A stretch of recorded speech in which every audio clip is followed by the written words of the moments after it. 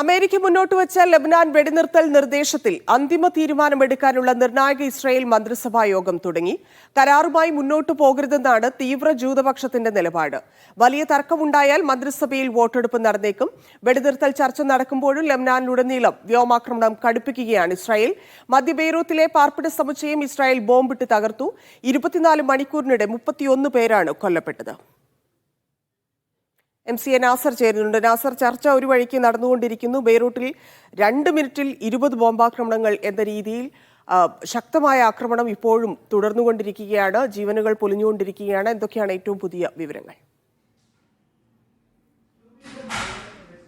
ധന്യ, നേരത്തെ റിപ്പോർട്ട് ചെയ്തതുപോലെ നിർണായകമായിട്ടുള്ള മന്ത്രിസഭാ യോഗം തുടരുകയാണ്. ഒരുപക്ഷെ മണിക്കൂറുകൾ തന്നെ ഈ മന്ത്രിസഭാ യോഗം നീളാനുള്ള വലിയ സാധ്യതയാണ് റിപ്പോർട്ടുകളിൽ വ്യക്തമാകുന്നത്. കാരണം ഇതിലെ ഏറ്റവും തീവ്ര ജൂതപക്ഷത്തിന്റെ നിലപാട് ഒരു നിലയ്ക്കും ഹിസ്ബുല്ലയുമായിട്ടൊരു കരാറുമായിട്ട് മുന്നോട്ട് പോകരുത്, ആക്രമണം നടത്തുകയും ശക്തമായി മുന്നോട്ട് പോവുകയും അതിലൂടെ ഹിസ്ബുല്ലയെ അമർച്ച ചെയ്യുന്നതുവരെ യുദ്ധം തുടരണമെന്നാണ് ബെൻഗവിറും അതോടൊപ്പം തന്നെ സ്മോട്രിക് ഉൾപ്പെടെയുള്ള മന്ത്രിമാർ ആവശ്യപ്പെടുന്നത്. അത്തരമൊരു ഘട്ടത്തിൽ അമേരിക്കയുടെ സമ്മർദ്ദം വലിയ തോതിൽ തന്നെ ഇപ്പുറത്തുണ്ട്. അതുകൊണ്ട് നെതന്യാഹുവിനെ സംബന്ധിച്ചിടത്തോളം ഈ കരാറുമായിട്ട് മുന്നോട്ട് പോകാൻ നിർബന്ധിക്കപ്പെടുന്ന ഒരു സാഹചര്യത്തിലാണുള്ളത്. പ്രധാനമായിട്ടും ട്രംപും അതോടൊപ്പം തന്നെ ബൈഡനും ഇക്കാര്യത്തിൽ വളരെ ശക്തമായിട്ടുള്ള നിലപാടാണ് സ്വീകരിച്ചിരിക്കുന്നത് എന്ന റിപ്പോർട്ടുകളും പുറത്തു വരുന്നുണ്ട്. അത്തരമൊരു സാഹചര്യത്തിൽ ഒരുപക്ഷെ ഒരു സമവായത്തിൽ എത്താൻ സാധിക്കുന്നില്ല എങ്കിൽ ഇന്ന് അർദ്ധരാത്രി തന്നെ ഈ വെടിനിർത്തൽ കരാറുമായി ബന്ധപ്പെട്ട വോട്ടെടുപ്പ് ഇസ്രായേൽ മന്ത്രിസഭാ യോഗത്തിൽ ഉണ്ടാകാനുള്ള വലിയ സാധ്യതയുണ്ട്. അതിലൂടെ ഈ കരാറുമായിട്ട് മുന്നോട്ട് പോകാനായിരിക്കും നീക്കം. ഏതാണ്ട് 2 മാസത്തിലേറെയായി തുടരുന്ന ഈ ആക്രമണത്തിലൂടെ ആയിരക്കണക്കിന് മനുഷ്യരാണ് കൊല്ലപ്പെട്ടത്. അതുമാത്രമല്ല, ഇസ്രായേലിനെ സംബന്ധിച്ചിടത്തോളം ഏതെങ്കിലും അർത്ഥത്തിലുള്ള ഒരു നേട്ടം ഇതുവരെ രൂപപ്പെടുത്താൻ ലബനാനിൽ അവർക്ക് സാധിച്ചിട്ടില്ല. കാരണം വലിയ തോതിലുള്ള ഒരു മുന്നേറ്റം കരയുദ്ധത്തിലൂടെ നേടാനായിട്ടില്ല. നിരവധി സ്ഥലങ്ങളിൽ ആക്രമണം നടത്തി നിരപരാധികളായിട്ട് ഒട്ടേറെ മനുഷ്യരെ കൊലപ്പെടുത്തി, വലിയ തോതിൽ മനുഷ്യരെ പരിക്കേൽപ്പിച്ചു എന്നതിലപ്പുറം ശക്തമായിട്ടുള്ള തങ്ങൾ മുന്നോട്ട് വെച്ച ലക്ഷ്യങ്ങൾ ഒന്നുപോലും നേടാൻ ലബനാനിൽ നിന്ന് ഇവർക്ക് സാധിച്ചിട്ടില്ല. മാത്രമല്ല, പിന്നിട്ട ദിവസങ്ങളിലൊക്കെ ഹിസ്ബുല്ലയുടെ അതിശക്തമായിട്ടുള്ള മിസൈൽ റോക്കറ്റ് ആക്രമണം തുടരുകയാണ്. അത് ഇസ്രായേലിനെ സംബന്ധിച്ചിടത്തോളം അതിർത്തി കേന്ദ്രങ്ങളിൽ നിന്ന് മാറ്റിപ്പാർപ്പിച്ച 10,000-കണക്കിന് വരുന്ന മനുഷ്യരുടെ തിരിച്ചുവരവ് വീണ്ടും അസാധ്യമാക്കുന്ന ഒരു സാഹചര്യം കൂടിയാണ് രൂപപ്പെടുത്തിയിരിക്കുന്നത്. അതുകൊണ്ട് തന്നെ ഈ ഒരു അവസ്ഥയിൽ ഒരു വെടിനിർത്താൻ ഇസ്രായേൽ എല്ലാ അർത്ഥത്തിലും ആഭ്യന്തരമായിട്ട് ഒരു വലിയ സമ്മർദ്ദം ഇസ്രായേൽ രാഷ്ട്രീയ സൈനിക നേതൃത്വം നേരിടുന്നുണ്ട്. അല്പം മുമ്പ് US state secretary Antony Blinken വ്യക്തമാക്കിയിരിക്കുന്നത് കരാർ അതിൻ്റെ അന്തിമഘട്ടത്തിലാണ്, അധികം വൈകാതെ തന്നെ കരാർ യാഥാർത്ഥ്യമാകുമെന്ന ശക്തമായിട്ടുള്ള ഒരു പ്രതികരണമാണ് അമേരിക്കയുടെ ഭാഗത്തു നിന്ന് ഉണ്ടായിരിക്കുന്നത്. അതുമാത്രമല്ല, ഈ കരാറിൻ്റെ തുടർച്ച എന്ന നിലയ്ക്ക് ഗസയിലും ഒരു വെടിനിർത്തൽ അധികം വൈകാതെ തന്നെ ഉണ്ടാകും. അതുമായി ബന്ധപ്പെട്ട നടപടിക്രമങ്ങൾ മുന്നോട്ട് പോവുകയാണ്. ബൈഡൻ ഭരണകൂടവും അതോടൊപ്പം തന്നെ ഇനി വരാനിരിക്കുന്ന US പ്രസിഡന്റ് ട്രംപിൻ്റെ ഉദ്യോഗസ്ഥരും ചേർന്നുകൊണ്ടുള്ള ശക്തമായിട്ടുള്ള ഒരു നീക്കത്തിലൂടെ ഗസയിലെ യുദ്ധത്തിനും വിരാമം ഉണ്ടാക്കുമെന്ന ഒരു പ്രതികരണമാണ് അല്പം മുമ്പ് US state secretary Antony Blinken നടത്തിയിരിക്കുന്നത്. ആക്രമണത്തിലേക്ക് വന്നാൽ ലബനീസ് തലസ്ഥാനത്തിന് സമീപം നടത്തുന്ന ഏറ്റവും രൂക്ഷമായ അല്ലെങ്കിൽ ഏറ്റവും ഭീകരമായ ആക്രമണമാണ് ഇന്ന് നടന്നതെന്നാണ് മനസ്സിലാക്കുന്നത്. അതൊരു പക്ഷേ കഴിഞ്ഞ 2 മാസമായി ആളുകളെ അവിടെ നിന്ന് ഒഴിപ്പിക്കുന്നത് കൊണ്ടായിരിക്കും അല്ലേ കാഷ്വാലിറ്റി കുറഞ്ഞത്?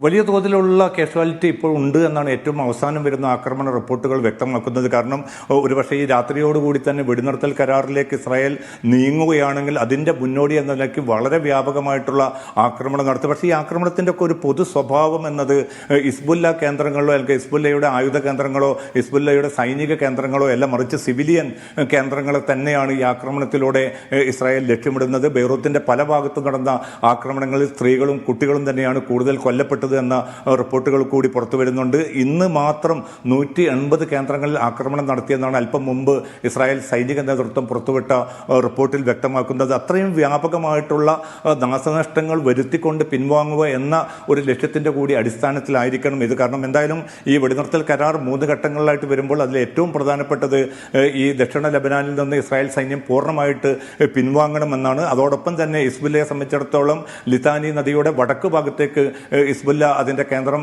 പിന്നെ ഹിസ്ബുല്ലയുടെ സൈനിക സാന്നിധ്യം മാറ്റണമെന്നും കരാറിലുണ്ട് എന്നാണ് റിപ്പോർട്ടുകൾ വ്യക്തമാക്കുന്നത്. ഇതുമായി ബന്ധപ്പെട്ട് വലിയ തോതിലുള്ള അവ്യക്തതകൾ നിലനിൽക്കുന്നുണ്ട്.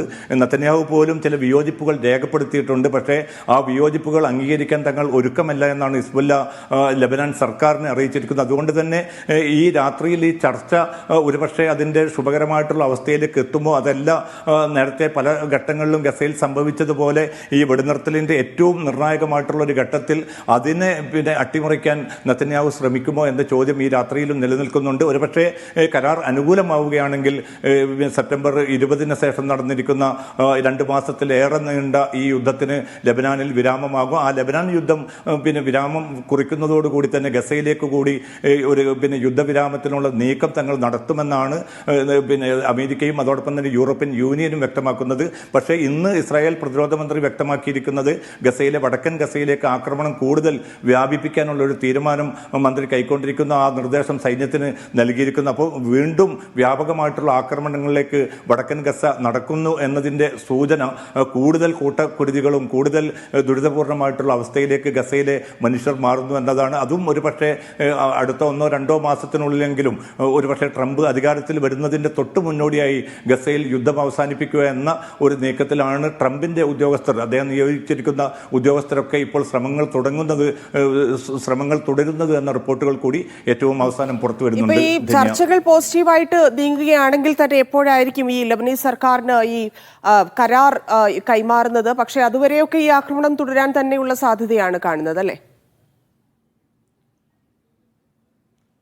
ധന്യ, തീർച്ചയായിട്ടും. കാരണം ഇന്ന് രാവിലെ മുതൽ തുടങ്ങിയ ആക്രമണമാണ് ഞാൻ നേരത്തെ സൂചിപ്പിച്ചത്. 150 കേന്ദ്രങ്ങളിൽ ഒരൊറ്റ ദിവസം ആക്രമണം നടക്കുന്നു എന്നതിൻ്റെ സൂചന ഇസ്രായേൽ ഏറെക്കുറെ പിന്നെ ഈ ഒരു വെടിനിർത്തലിൻ്റെ മുന്നോടിയായിട്ടായിരിക്കണം ഇത്രയും വ്യാപകമായിട്ടുള്ള ആക്രമണങ്ങൾ നടത്തുന്നത് എന്ന ഒരു റിപ്പോർട്ടാണ് അന്തർദേശീയ മാധ്യമങ്ങളിലും മറ്റും വരുന്നത്. അതോടൊപ്പം തന്നെ ഇസ്രായേൽ മാധ്യമങ്ങളും ഇതുമായി ബന്ധപ്പെട്ട് ഒരു വെടിനിർത്തൽ കരാറിലേക്കാണ് ലെബനാനെ സംബന്ധിച്ചിടത്തോളം കാര്യങ്ങൾ നീക്കുന്നത് എന്ന സൂചനയും അതുമായി ബന്ധപ്പെട്ട വിശദാംശങ്ങളുമാണ് ഇസ്രായേലിൽ നിന്ന് പുറത്തു വരുന്നത്. പക്ഷേ ഒന്നും പ്രവചിക്കുക സാധ്യമല്ല. കാരണം നേരത്തെയും ഇതേപോലുള്ള സമാനമായിട്ടുള്ളൊരു അവസ്ഥയിൽ നെതന്യാഹു കൈക്കൊണ്ട തീരുമാനമാണ് കാര്യങ്ങളെ അട്ടിമറിച്ചത്. അതുകൊണ്ട് തന്നെ ഈ രാത്രിയിൽ ഒരുപക്ഷെ ഈ മന്ത്രിസഭ ഏത് തീരുമാനം കൈക്കൊള്ളുന്നു എന്നത് പ്രധാനമാണ്. തുടർന്ന് പാർലമെന്റ് അതിന് അനുമതി നൽകേണ്ടതുണ്ട്.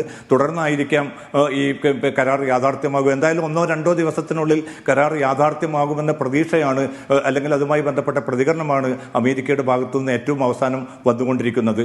ധന്യ, കരാറിന്റെ ഒരു പ്രൊസീജിയർ എങ്ങനെയാണ്? ഇപ്പോഴും ഇസ്രായേലിന് അതിൽ എന്തൊക്കെയോ സംവരണം കാര്യങ്ങളൊക്കെ ഉണ്ടല്ലോ. അപ്പം കൈമാറുന്നതിന് മുമ്പ് ഇപ്പം നേരത്തെ നാസർ പറഞ്ഞതുപോലെ നേരത്തെയും ഇത്തരത്തിൽ ഒരു ആലോചനകൾ വന്നിരുന്നു. പക്ഷേ നെതന്യാഹു തന്നെയായിരുന്നു അതിനെല്ലാം ഇല്ലാതാക്കി കളഞ്ഞത്. അപ്പം എന്തൊക്കെയാണ് ആ കരാറിന്റെ പ്രൊസീജിയറായിട്ട് വരുന്നത്? എന്തൊക്കെ നടപടികളാണ് ഉണ്ടാവുക? ഇതിലിപ്പോൾ ഏറ്റവും പ്രധാനപ്പെട്ടത് ഈ സുരക്ഷാ മന്ത്രിസഭാ യോഗം എന്ത് തീരുമാനം എടുക്കുന്നതാണ്. കാരണം ഇസ്രായേലിനെ സംബന്ധിച്ചിടത്തോളം സുരക്ഷാ മന്ത്രിസഭാ യോഗമാണ് യുദ്ധത്തിൻ്റെ മേൽനോട്ടം വഹിക്കുന്നതും അതുമായി ബന്ധപ്പെട്ട നടപടിക്രമങ്ങളിൽ അന്തിമ തീരുമാനം കൈക്കൊള്ളേണ്ടതും നെതന്യാഹുവിൻ്റെ നേതൃത്വത്തിലുള്ള മന്ത്രിസഭാ യോഗമാണ്. അതിലാണ് ഞാൻ നേരത്തെ സൂചിപ്പിച്ച പോലെ ബെൻഗവിറും അതോടൊപ്പം തന്നെ സ്മോട്രിക് ഉൾപ്പെടെയുള്ളവർ തീവ്ര വലതുപക്ഷ മന്ത്രിമാരൊക്കെ തന്നെ ശക്തമായിട്ടുള്ള വിയോജിപ്പ് ഇതിൽ രേഖപ്പെടുത്തുന്നുണ്ട്. കാരണം ഇപ്പോൾ പുറമേക്ക് ഇസ്രായേലിനെ സംബന്ധിച്ചിടത്തോളം അതിൻ്റെ സുരക്ഷയ്ക്ക് ഏറ്റവും വലിയ അപകടമാണ് ഈ ഒരു ആക്രമണത്തിലൂടെ രൂപപ്പെട്ടിരിക്കുന്നത്. 2006 ലെബനാനിൽ നിന്ന് പിൻവാങ്ങുന്ന ഒരു ഘട്ടത്തിൽ സംഭവിച്ച പരാജയത്തിന്റെ അതേ ദയനീയമായിട്ടുള്ള ഒരു അവസ്ഥ കൂടിയാണ് ഇപ്പോൾ രൂപപ്പെടുത്തിയിരിക്കുന്നത്. ഹിസ്ബുല്ലയുടെ ഹസൻ നസ്രുള്ളയെ വധിക്കാൻ സാധിച്ചുവെങ്കിൽ പോലും, അല്ലെങ്കിൽ ചില കമാൻഡർമാരെ കൊലപ്പെടുത്താൻ സാധിച്ചുവെങ്കിൽ പോലും ഹിസ്ബുല്ലയെ സംബന്ധിച്ചിടത്തോളം ഏറ്റവും ശക്തമായി പ്രതിരോധം തുടരാൻ അവർക്ക് സാധിക്കുന്നുണ്ട്. നാളെയും ഇസ്രായേലിന്റെ സുരക്ഷയെ സംബന്ധിച്ചിടത്തോളം ഇത് വലിയ ഭീഷണി സൃഷ്ടിക്കും. അത് അമർച്ച ചെയ്യുക എന്ന ഒരു ലക്ഷ്യത്തോടു കൂടിയായിരുന്നു യുദ്ധം സെപ്റ്റംബറിൽ ആരംഭിച്ചത്. പക്ഷേ അതിൽ ഏറ്റവും ദയനീയമായിട്ട് ഇസ്രായേൽ പരാജയപ്പെടുന്നു എന്ന ഒരു വിലയിരുത്തലിലാണ് ഈ മന്ത്രിമാരൊക്കെ അവരുടെ പ്രതികരണങ്ങൾ വരുന്നത്. അതുകൊണ്ട് ഈ മന്ത്രിസഭാ യോഗം ഈ തീരുമാനം കൈക്കൊള്ളുകയാണെങ്കിൽ സ്വാഭാവികമായിട്ടും പാർലമെന്റ് അതിന് അനുമതി നൽകിയാൽ അത് വെടിനിർത്തലിലേക്ക് നീങ്ങും.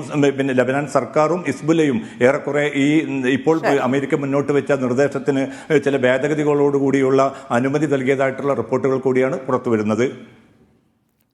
ശരി നാസർ.